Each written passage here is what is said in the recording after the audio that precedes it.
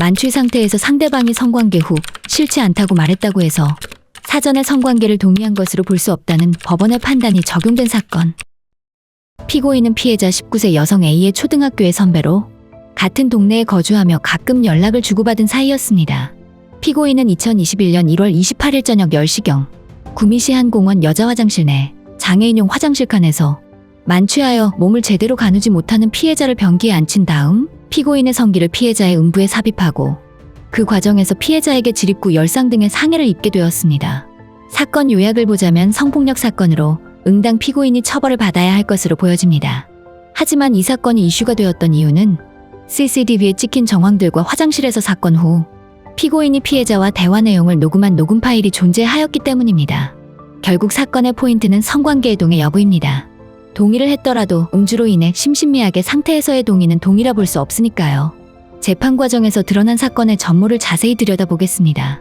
일단 피고인 남성의 진술 내용을 살펴보겠습니다. 피해자와 같이 술을 마시고 있던 피해자의 친구들이 저한테 피해자가 술에 많이 취했다며 집에 데려다 주라고 부탁을 하였다. 처음에는 제가 다른 약속이 있다고 거절을 했지만 거듭 부탁을 해 저희 친구들에게 양해를 구한 뒤 피해자를 집으로 데려다 줬다. 피해자와 함께 공원에 도착을 해서 제가 먼저 화장실을 다녀오니 피해자가 토를 하고 싶다고 해서 피해자를 데리고 여자 화장실로 갔다.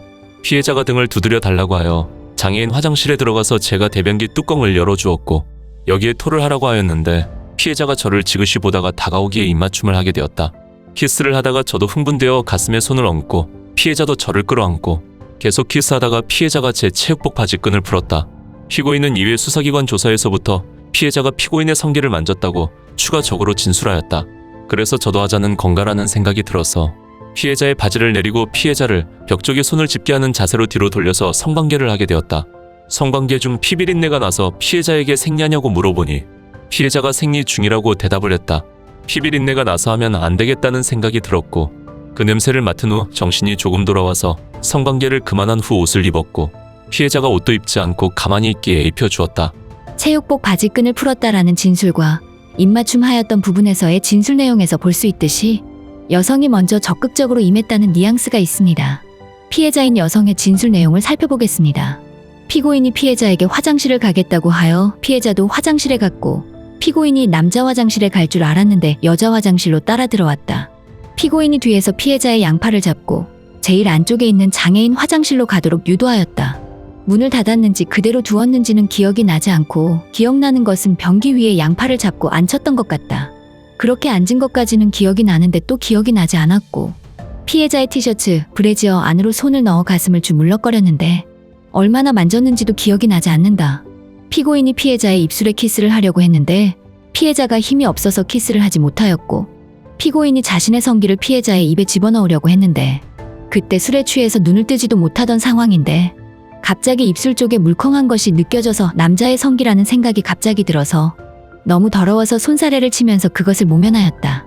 피고인이 그것을 그만두고 피해자를 일으키더니 바지와 팬티를 발목까지 내리고 뒤로 돌려서 힘으로 상체를 변기 쪽으로 숙이게 하였다.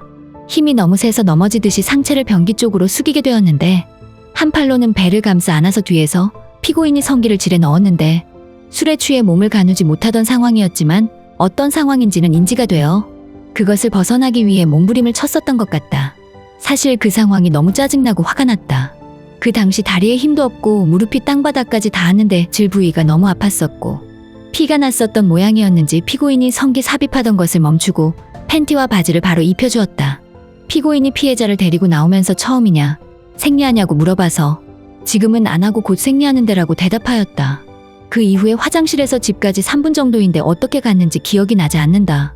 집에 들어가면 정신을 차려야 하니 집 엘리베이터 앞에서 정신이 들었는데 그때는 피고인이 옆에 없었다.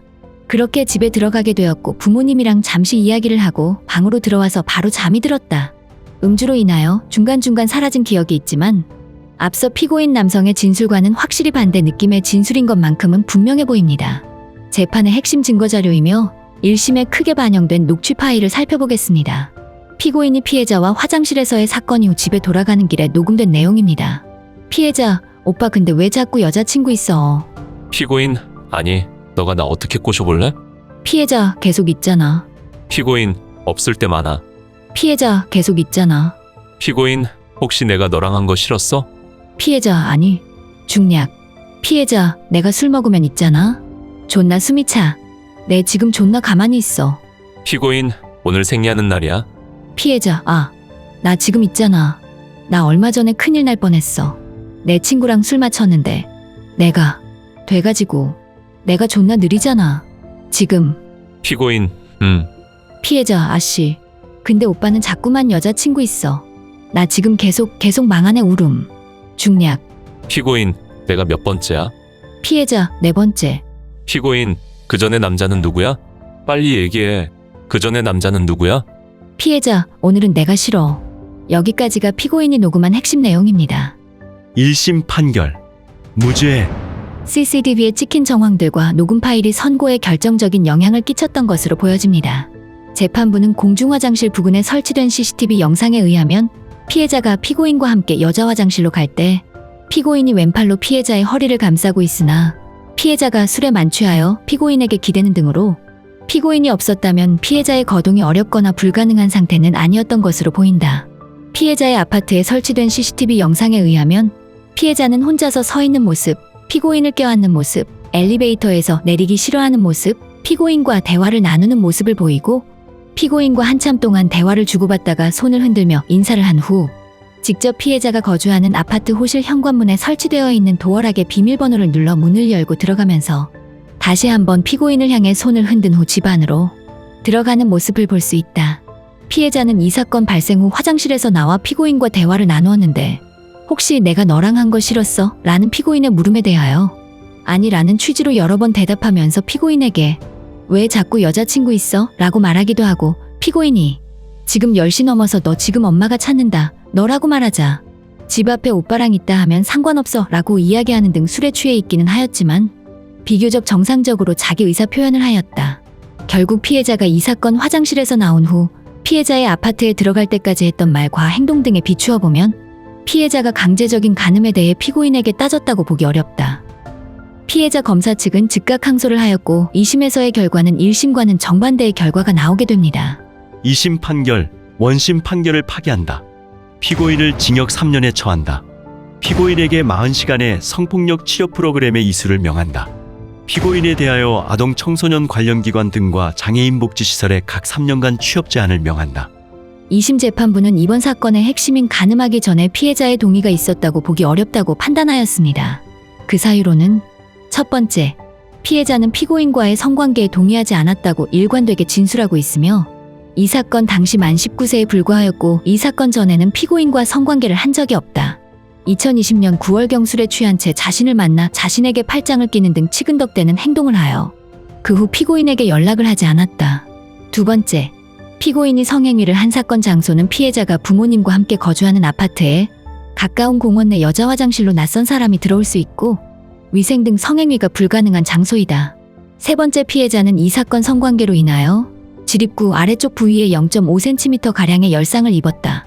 즉, 피고인이 피해자의 성기에 자신의 성기를 삽입할 당시 피해자의 성기가 성관계를 할 만큼 준비가 되지 않은 상태였음을 보여준다. 네 번째, 피고인이 이 사건 성관계 후 피해자와 대화하면서 휴대폰으로 녹음한 내용 중에 피고인이 혹시 내가 너랑 한 것 싫었어? 라고 질문하자 피고인이 아니라고 대답한 것이 확인된다.